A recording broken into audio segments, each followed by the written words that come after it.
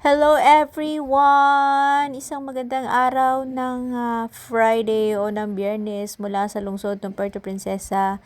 Guys, i-share ko po sa inyo yung Balayong Park ng Puerto Princesa. Ito yung sa looban banda na bahagi kung saan matatagpuan yung ating Ramon V. Midra Sports Complex. So, dadaan po tayo sa areang ito kapag maulan or sobrang init ng panahon, pwede po kayong dito dumaan. Very napakaganda at very peaceful po ng lungsod ng Puerto Princesa.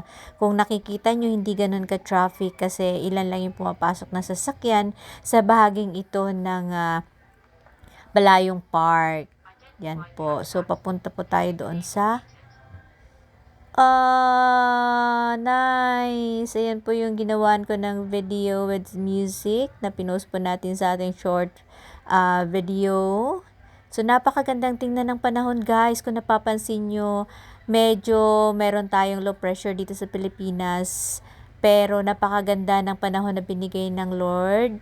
At napakagandang tingnan ng mga kulay dilaw na bulaklak sa ating pathway o sa pathwalk na yan. So, marami din pong lumalakad dito at jogging, especially morning. Ayan. So, kung napapansin nyo, napakaganda talaga ng panahon, guys. Medyo maingay yung aso natin. So, tuloy-tuloy lang po tayo. Tingnan nyo ang view. Talagang napakaganda, peaceful. Ganon din yung ating weather for tonight. For today, I mean. So, napakagandang tingnan. So, masarap paglakad dito, guys. Lalo na yung mga gusto karoon ng cardio exercise. So, yan po nakikita ninyo. Yan po yung mga balayong na tinatawag natin na makikita po sa Balayong Park. So, paikot po ng Balayong Park ay talagang punong-puno po yan ng mga balayong. So, tinatawag po itong Palawan cherry. Kapag namumulaklak po ito, katulad po ito ng cherry blossom sa Japan. So, may panahon lang po yan na namumulaklak siya. So, mga yan mga bata pa kasi. Pero, usually namumulaklak siya tuwing buwan ng Marso. March, April hanggang May. So, meron din po tayo kung napapansin nyo. Meron po mga street sweeper para ma-maintain ang cleanliness. Yan na po yung ating volleyball court. Dadaan po tayo dito. Medyo madulas, guys. Kaya daan-dahan ang madam.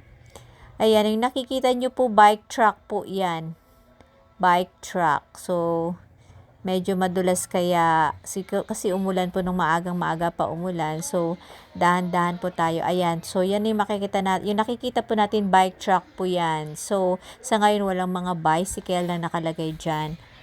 So, go po tayo, guys. Dahan-dahan, maputik, madulas. Dahan-dahan lang. Naka-white shoes pa naman. Naka-white pants pa naman tayo and a light pink shoes. So, napapansin nyo po, approaching tayo sa isang napakalaking Christmas tree here in Puerto Princesa. So, hindi pa siya tapos, guys. So, bubuksan po yan o ilalight at yan sa December 1 para sa public viewing. O, diba? Ang ganda ng park namin at tahimik pa. Very peaceful talaga yung area. So, iikot tayo. Umiikot pala tayo. Saan na ba tayo pupunta? Ayan. So, iikot tayo kasi walang daanan doon sa kabila. And then, pababa na po tayo. Pupunta tayo sa kabilang area. Kasi, sisilipin natin yung ating mga learners na magko-compete para sa Sipak Takraw for Boys. So, tingnan po ninyo ito. Tingnan nyo lahat po ng nadaanan natin may mga balayong. Medyo nainita na ang madam. Sobrang init. Pero, yeah. Anyway, thanks for watching!